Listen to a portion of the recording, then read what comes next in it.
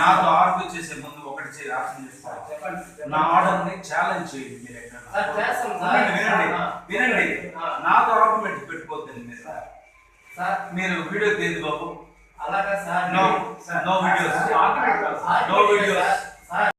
నమస్తే సార్, నా పేరు విజయలక్ష్మి. నేను బాలసుబ్రహ్మణ్యం భార్య అని. మాకు 2012లో మాకు పాస్బుక్ ఇచ్చినారు. అప్పటి నుంచి మాది అది ఆన్లైన్లో 1B రాలేదు సార్, ఏమో చూడండి అంటే ఈరోజు రాపండి రేపు రాపండి అట్లా అని చెప్పినారు. చెప్తూనే ఉన్నారు. కాకపోతే మాకైతే 1B అది ఆన్లైన్లో పెట్టలేదు. ఇప్పుడు ఈ మన ఎంఆర్ఓ సార్ గారు ఏమంటారంటే అది ఆన్లైన్లో లేదు, వెబ్సైట్లో లేదు కాబట్టి మీ భూమి లేదు, మీ భూమి ఎక్కడుందో మీరు చూపిస్తే మేము కొలిసిస్తాము అని అంటున్నారు. ఇదే సార్ మా భూమి అంటే కూడా మాకైతే కొలిసి లేదు. కొలుకుండానే వాళ్ళు కొలిసేసినాము. అది 2 ఎకరాల 96 సెంట్లు అంటున్నారు. వాళ్ళు పూర్తి విస్తీర్ణమే కొనలేదు సార్. మాకు న్యాయం చేయాలి. దీనివల్ల వాళ్ళు మమ్మల్ని కొట్టి ఏమేమో మమ్మల్ని అనరాని మాట్లాడుతున్నారు. ఎంఆర్ఓ సార్నికినే వాళ్ళు వచ్చి వీళ్ళు ఎంఆర్ఓ సార్ వాళ్ళకి సపోర్ట్ చేయని దాని వల్ల నన్ను మా భార్యని వీళ్ళు తక్కువ కులం వాళ్ళు రోడ్డు మీద కొడితే కూడా మట్టి తోలుతాడారని 10 సార్లు వచ్చి కంప్లీట్ ఇస్తే రేపు రాపోయా అంటారు సార్. అట్లంతా చేసినారు. మాకు న్యాయం చేయాలని మిమ్మల్ని కోరుతాను. నా పేరు బాలసుబ్రహ్మణ్యము, వీకోట మండలం కొత్తూరు గ్రామస్తుని. నేను ఇక్కడ మాకి 2002లో పాస్బుక్ ఇచ్చినారు. అంతకుముందు మా ఆవుకి తాక్ పాస్బుక్ ఇచ్చినారు, అన్నీ ఇచ్చినారు. అవన్నీ తీసుకొని కొత్త పాస్బుక్ తీసుకొని సర్వే చేయమంటుంటే చేస్తామన్నారు. 2 సార్లు వచ్చేసినారు. కొలినేలేదు. భూమి కొలికినే ఎంఆర్ఓ సారు ఫైనల్ ఇచ్చేస్తాను, ఈరోజు లేదు రేపు లేదు, నేను ఈరోజు రాలేను, పని ఉంది అని వెళ్ళిపోతాడు. వచ్చినప్పుడంతా మా మీద అలిగేషన్గా మాట్లాడతాడు. లోపలికే రానిలేదు. కొలుకునే మా భూములంతా కొలిచేయండమ్మా అంటున్నాడు. మిత్రులు నమస్తే అందరికీ. ఇప్పుడు వీకోట మండలం కే కొత్తూరు గ్రామం ఎన్ బాలసుబ్రహ్మణ్యం సన్నప్పు నారాయణప్ప.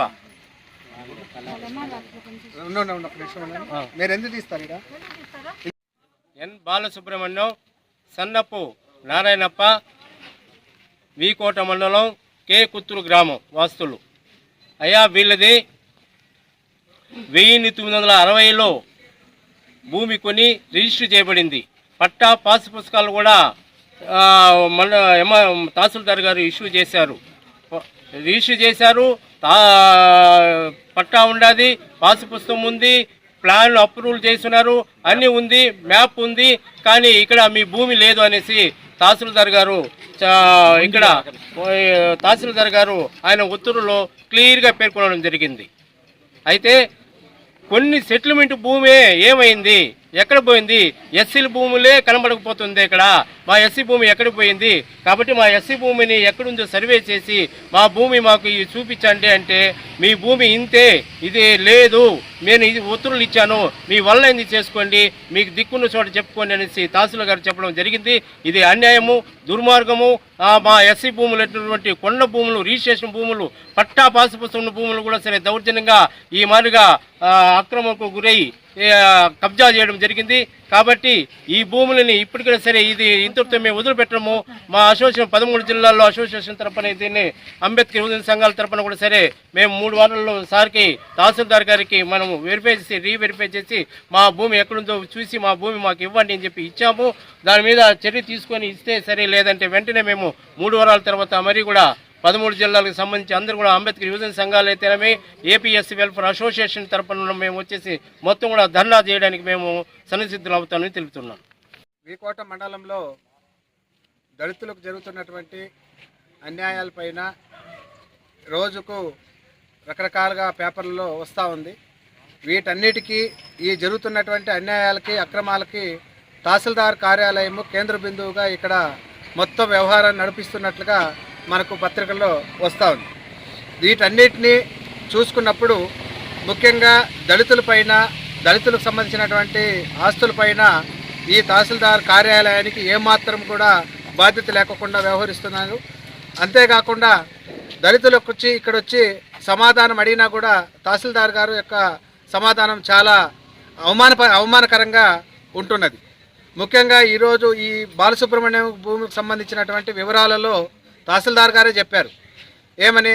ఆ భూమికి సంబంధించి సర్వే నంబరు టాలీ అయింది, అదేవిధంగా పాస్బుక్ ఇచ్చాము, రికార్డుల్లో రిజిస్టర్ ఆఫీస్లో డాక్యుమెంట్స్ పరిశీలించాము. అదేవిధంగా ఆర్హెచ్ కాపీ పరిశీలించాము. ఇవంతా కరెక్ట్గానే ఉన్నాయి. కాకపోతే భూమి ఎక్కడుందో మనకు కనపడడం లేదని చెప్పేసి తహసీల్దార్ గారు చెప్తున్నారు. అంటే ఈరోజు ఏమీ తెలియకుండా వాళ్ళు భూములు కానీ ఆస్తులు కానీ కొనుక్కుంటే లేదంటే వాటిని తీసుకుంటే ఈ తహసీల్దార్ కార్యాలయము ఏమీ తెలియకుండా వాళ్ళకి ఏమీ లేదు, మీకు ఉండే వాళ్ళకి మాత్రమే మేము కట్టబెడతామనే పద్ధతిలో వీరి సమాధానము ఉన్నది. కానీ దీనికి మేము ఒకటే అడుగుతున్నాము, ఈ రాష్ట్రంలో దళితుల పక్షాన దళితులకు కావాల్సినటువంటి న్యాయం కోసము అడిగేదానికి వస్తే వాళ్ళ నాయకుల దగ్గర కూడా అధికారులు తమ యొక్క దర్పాన్ని తమ యొక్క అహంకారాన్ని ప్రదర్శించడం అనేది నిజంగానే మాలాంటి నాయకులకే ఇంత అవమానము ఎదురైనప్పుడు సామాన్య ప్రజలకు ఇక్కడికి వస్తే ఎంత వాళ్ళకి న్యాయం జరుగుతుందో వీకోట మండలంలో ఉన్నటువంటి దళిత సమాజం, ఈ జిల్లాలో ఉన్నటువంటి దళిత సమాజము ఆలోచన చేసుకోవాలని చెప్పేసి మేము విజ్ఞప్తి చేస్తా ఉన్నాం. అంతేకాకుండా 2012లో ఇదే తహసీల్దార్ కార్యాలయము పట్టా పాస్బుక్ ఇచ్చింది. అదే భూమికి సంబంధించినటువంటి రికార్డులు ఎక్కడి నుంచి ఇచ్చారు? మీకు భూమి లేకోకుండా రికార్డుల్లో మీరు పట్టా ఎట్లా ఇచ్చారు, పాస్బుక్ ఎట్లా ఇస్తారు? ఆ భూమి చూపించి కదా మీరు పట్టా పాస్బుక్ ఇవ్వాలా. దీన్ని మాత్రం అడిగితే మీరు నన్ను క్వశ్చన్ చేయొద్దు అని చెప్పేసి తహసీల్దార్ అంటాడు. ఈ దేశంలో సుప్రీంకోర్టు జడ్జిని కూడా రాష్ట్రపతిని కూడా ప్రశ్నించే అధికారం ప్రజలకు ఉంది. అది తహసీల్దార్ గారు మర్చిపోతున్నారు. ఆ విధంగా నన్ను క్వశ్చన్ చేస్తే మీరు జడ్జి గారిని క్వశ్చన్ చేస్తారంటారు. జడ్జి గారిని కాదు, వాళ్ళ తాతను కూడా క్వశ్చన్ చేస్తున్నారు. ఇప్పుడు ప్రజాస్వామ్యం ప్రజలకు ఇచ్చినటువంటి హక్కు అది. బాబాసాహెబ్ అంబేద్కర్ మాకు ఇచ్చినటువంటి హక్కు అది. బాబాసాహెబ్ అంబేద్కర్ ఇచ్చినటువంటి హక్కును కాలరాస్తే ఆ కాలగర్భంలో మీలాంటి వాళ్ళు కలిసిపోతారు తప్ప మాకేం నష్టం లేదనే విషయాన్ని గుర్తుపెట్టుకోవాలి తహసీల్దార్ గారు. ముఖ్యంగా ఈ యొక్క ఆర్డర్కి సంబంధించి తహసీల్దార్ గారు ఎవరైతే బాలసుబ్రహ్మణ్యం ఎక్స్పర్ట్ ఉన్నారో వాళ్ళకు కూడా చెక్ బందీలు టాలీ కావడం లేదు అని చెప్పి క్లియర్గా ఇచ్చాడు. చెక్ బందీలు టాలీ కానప్పుడు బాలసుబ్రహ్మణ్యం చెక్ బందీలు టాలీ కానప్పుడు ఇద్దరికి సస్పెన్షన్లో పెట్టుకోకుండా పై అధికారుల యొక్క ఆదేశాలని లేదంటే పై అధికారులకు రిపోర్ట్ రాయకోకుండా డైరెక్ట్గా ఎట్లా దాన్ని డిక్లేర్ చేసి ఈ యొక్క విస్తీర్ణం ఇంత 2 ఎకరాల 90 సెంట్లు ఏదో వచ్చింది కాబట్టి ఇది వీళ్ళు ఆ పాస్బుక్లో వీళ్ళకి అంతే ఉంది కాబట్టి ఈ భూమిని అక్కడ ఇచ్చేస్తారు. రేపు 2 ఎకరాల 90 సెంట్లు తహసీల్దార్ ఆఫీసులో తేలింది అనుకోండి, 2 ఎకరాల 90 సెంట్లు తహసీల్దార్ ఆఫీస్ ఉంది కాబట్టి ఈ తహసీల్దార్ ఆఫీస్ ఎవరిదైనా వేరేవాడు నా దాన్ని క్లెయిమ్ చేస్తే ఇచ్చేస్తారని అడుగుతున్నాం మేము. అంటే మీకు రికార్డులు పరిశీలన చేసే కాకుండా ఫీల్డ్ విజిట్ వెళ్ళి మొత్తం ఏదైనా డిస్ప్యూట్ ఉండేదాన్ని క్షుణ్ణంగా పరిశీలన చేసేదాన్ని కాకుండా మీరు ఈ విధంగా చేయడం అనేది చాలా దుర్మార్గమైనటువంటిది. అంతేకాకుండా మీరు దళితుల పక్షపాతి కాదు అని ఇప్పుడు దళితులకు మోసం చేసే పద్ధతిలో మీ యొక్క వ్యవహారం ఉంది అనేది మనకు తెలుస్తూ ఉంది. మేము చాలా రిక్వెస్ట్గా సార్ దాన్ని ఏదో ఒకసారి పునః పరిశీలించండి అని చెప్తే నా ఆర్డర్ ఇంతే, మీరు ఏం చేసుకుంటారో చేసుకోండి. ఇదేనా తహసీల్దార్ గారు చెప్పే సమాధానం దళితులకి? అంటే సీఎం గారు అవును సార్ మీకన్నా సీఎం గారు ఎక్కువగా సీఎం గారు కూడా చెప్పుకోండి అని అంటే ఎవడేం చేస్తాడనే అహంభావంతో తహసీల్దార్ గారు మాట్లాడుతున్నారు. ఈ అహంభావం అనేది కరెక్ట్ కాదనే విషయాన్ని తహసీల్దార్ గారు గుర్తుపెట్టుకోవాలా. ఎందుకంటే మా యొక్క చెమట చుక్కతో మా రక్తాన్ని పిండి మీకు జీతాలు ఇస్తున్నాము, అది గుర్తుపెట్టుకోండి తహసీల్దార్ గారు. ఎందుకంటే ఎవరికైనా చెప్పుకోండి అని అంటే ఎవరికి చెప్పుకోవాలా? ఈ వీకోట్లో ఉండేవాళ్ళు పోయి ఎవరికైనా వేల చెప్పుకోవాలా?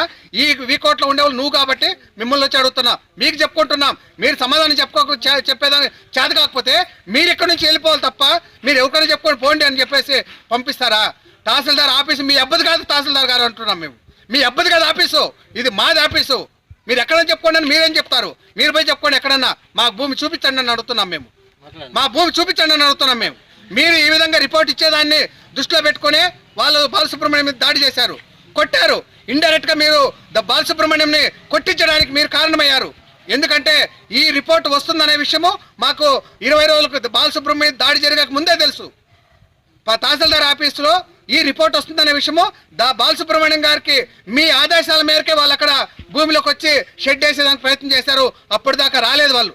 అంటే ఇండైరెక్ట్గా వాళ్ళకి సపోర్ట్ చేస్తూ మీరు దళితుల మీద దాడి చేసుకో వాడిని కొట్టండి నేను చూసుకుంటానని ఇండైరెక్ట్గా మీరు సపోర్ట్ చేశారు కాబట్టి బాలసుబ్రహ్మణ్యం దాడి జరిగింది. వాడిని కొట్టారు, కులం పేరుతో దూషించారు, అవమానపరిచారు. ఈ అవమానం ఖచ్చితంగా మీరు బాధ్యత వహించాలని చెప్పేసి మేము కోరుతా ఉన్నాం. ఇప్పటికైనా తహసీల్దార్ గారు తన యొక్క అహంభావాన్ని విడిచి తన ప్రజలకు సేవ చేసే ఒక అధికారిగా గుర్తుపెట్టుకోవాలని చెప్పేసి, ఒక సర్వెంట్ అనే విషయాన్ని గుర్తుపెట్టుకోవాలని చెప్పేసి మేము ఈ సందర్భంగా తహసీల్దార్ గారు చెప్తాను. ఖచ్చితంగా కలెక్టర్ గారు కూడా ఈ తహసీల్దార్ యొక్క వైఖరిని ఖచ్చితంగా పరిశీలించి ఇతని మీద చర్య తీసుకోవాలని చెప్పేసి మేము కోరుతా ఉన్నాం. ఎందుకంటే ఎవరికన్నా చెప్పుకోండి, ఇదే వర్డ్ వాడారు, ఎవరికన్నా చెప్పండి అని మాట్లాడారు. ఏం సార్ మీరు అట్లా మాట్లాడుతున్నారంటే మళ్ళీ మాట మార్చి ఎవరికన్నా చెప్పండి అని మాట్లాడుతున్నారు. అంటే గట్టిగా మాట్లాడితే ఒక పద్ధతి, మెత్తగా మాట్లాడితే ఇంకొక పద్ధతిలో తహసీల్దార్ గారు సమాధానం చెప్తున్నారు. దీన్ని ఖచ్చితంగా పై అధికారుల దృష్టికి మీరు తీసుకెళ్తామని అంటే మీ ఇష్టం వచ్చింది చేసుకోండి అని చెప్పేసి మాట్లాడుతున్నారు. ఈ వర్డే మాట్లాడుతున్నారు. బయట మేము వీడియో తీస్తామనంటే నా టౌన్లోడ్ అంటారు, వాళ్ళు మాట్లాడేటప్పుడు వీడియో తీయండి అని చెప్పేసి పురమాయిస్తారు. అంటే చట్టం మీకొకటి ఉంది, మాకొకటి ఉంది అని అడుగుతున్నాం తహసీల్దార్ గారిని. నీకొక చట్టము, మాకొక చట్టము భారత రాజ్యాంగం అంబేద్కర్ రాయలేదు. నీకైనా నాకైనా ఎవరికైనా ఒకే చట్టం ఇక్కడ ఉంది అని చెప్పేసి నేను చెప్తా ఉన్నాం. దేవుడికి కూడా భారత రాజ్యాంగంలో స్థానం కల్పించాడు బాబాసాహెబ్ అంబేద్కర్. కాబట్టి దేవుడికి కూడా రాజ్యాంగం చట్టం తప్ప మీ సొంత చట్టం కాదనే విషయాన్ని మేము గుర్తు చేస్తా ఉన్నాం.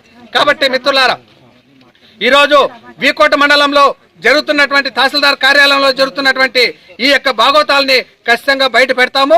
దీనికి ఖచ్చితంగా సమాధానం చెప్పాల్సినటువంటి బాధ్యత ఉంది. ఇప్పటికైనా కలెక్టర్ గారు దీనిపై స్పందించాలని చెప్పేసి మేము విజ్ఞప్తి చేస్తా ఉన్నాం.